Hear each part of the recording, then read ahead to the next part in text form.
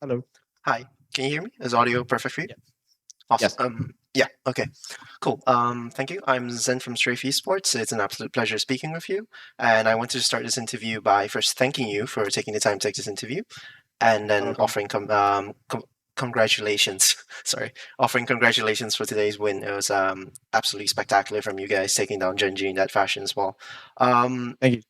I wanted to start the interview by sort of asking, there was this sort of massive energy difference, it seemed, on the team between where you guys were started when you came into Champions and after that first loss against Gen.G versus that FPX game and then now this Gen.G game. Where did this sort of change in energy level come from?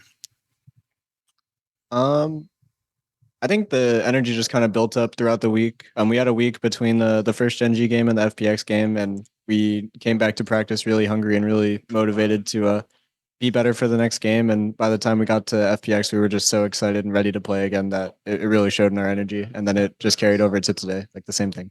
Okay. I spoke with Kaplan previously where he said one of the team's biggest issues was that in terms of when the going got tough, like in terms of games, the team got quieter, like the individuals got quieter. Like, was this a phenomenon that you particularly noticed?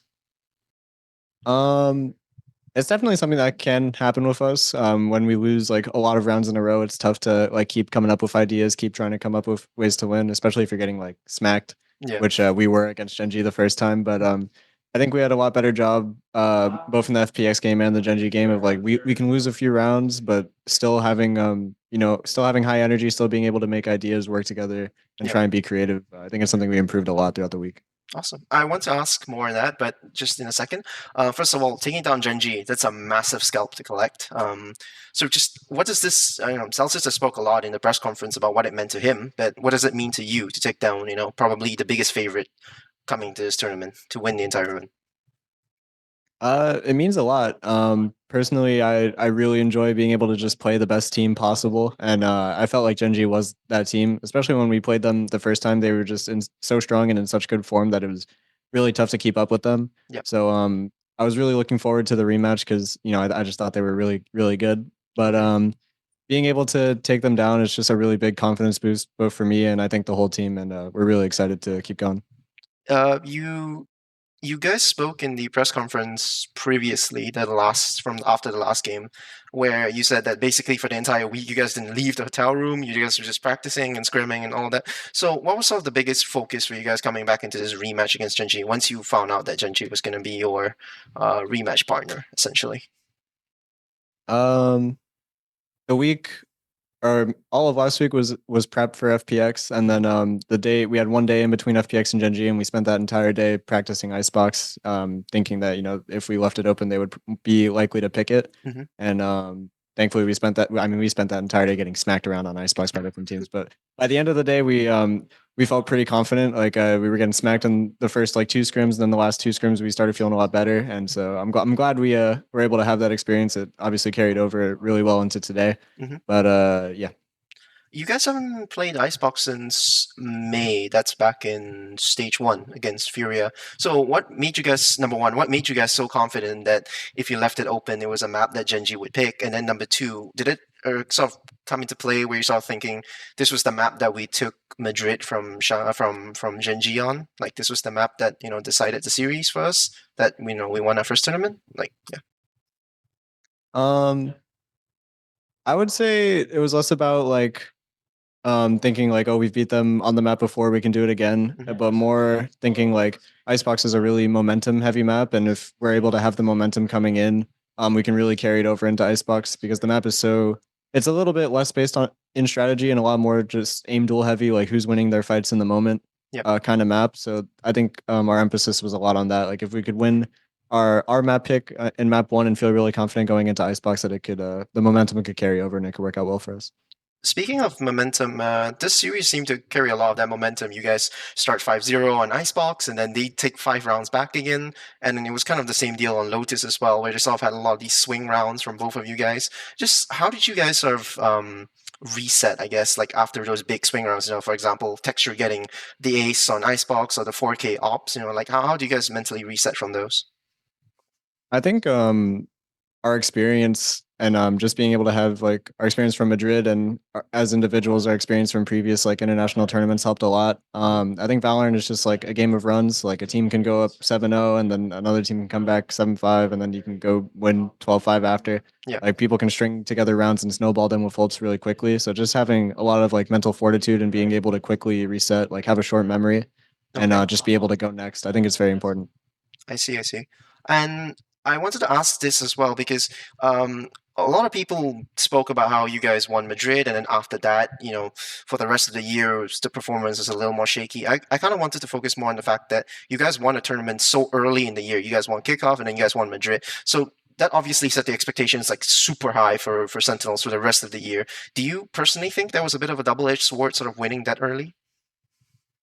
No, I'd rather win early and then expectations mess us up a bit than not win at all. Hmm. But I mean, expectations are definitely like a tough thing to try and live up to, Hmm. especially if you're not in form, which we weren't in split one and part of split two. Yeah. But having that experience, win or lose, was very valuable for us, and I'm glad we got to have it. Awesome. And then speaking on experience as well and sort of dealing with expectations, I want to ask as well, because you guys seem like the sort of team that when people expect the least out of you guys is when you guys seem to shine the brightest. Is there any specific reason that this team sort of just shines in those kinds of moments? Um, I don't know. I don't know if there's a specific reason why we tend to shine when people doubt us. Maybe I mean, I don't know for me personally, but maybe my teammates just they enjoy the feeling of proving people wrong. Hmm. I think I don't really know why exactly, but we just tend to play really, really well when people doubt us. Yeah, it's What a nice quality to have. what about you? Sorry, what about you personally? Do you enjoy when people sort of doubt that, are you capable of this? Like, how do you normally feel when? Um, I don't tend to mind really that much. I try and treat it more like people can say whatever they want about me or my team, but personally I know like I know how good I am and I know how good our team is. I'm in the practice room working every day. I see, what we're good at, what we're bad at, how we're improving. And Yeah. so it doesn't really matter that much to me. Okay. And this is the big question, of course, that they didn't touch on in the press conference, but I wanted to ask. And Rob Morris spoke a little bit on it during in sort of the halftime, which is you guys are playing in front of a full Korean crowd. You guys are playing in front of against basically the favorites in front of their home crowd. So what sort of the emotions like for the Sentinel squad? Again, back to that sort of backs against the wall. Everything's against you. I think I can speak for all of us on this one. We loved it. Me personally, I don't know why, but I enjoy when the crowd's against us more than the crowd is with us. It's a fun feeling when you run around to just hear like a library, just like straight quiet. It's just really fun for me personally. I think my teammates enjoy it as well. Jordan, Zelsa specifically he was getting up a lot, trying to taunt them, taunt the crowd even. I Yeah. think it's just a fun environment, and I think we enjoyed a lot. That's amazing. I can imagine you sort of just silence the entire audience, like after your incredible round, and then now, obviously, congratulations again for making playoffs. Sort of heading into playoffs, you already mentioned during the press conference that you didn't really mind playing against someone as long as preferably not in an America's team because you played against America's team. What's your personal expectation, sort of heading into this? Like, where do you see the team how well first of all how well do you see the team performing and then also like personal expectations for yourself like what would you like to deliver heading to playoffs. I think we're in good form as a team right now. I think individually I'm in good form as well. I think it's just about the main thing I'm looking to do, and I think as a team as well is just trying to keep the momentum and continue to to play as well. Sorry, Kaplan's messing with me. No. Continue to play, the best we can. Keep communicating at a high level. Mhm. But yeah, we're happy with the form we have. We just want to keep it up. Okay. Final one as we saw wrap up this interview, do you have any sort of thing that perhaps I haven't touched on yet or anything you want to say to the fans perhaps? Um, I mean, I could just say thank you to the fans. Thank you guys a lot for supporting us, whether it be from home or some of the Sun fans that were in the audience today. We really appreciate you guys, and your support means a lot to us. Thank you. Thank you so much for your time, Zekken. Again, congratulations for making playoffs and best of luck for your next series. Thank you. Thank you so much.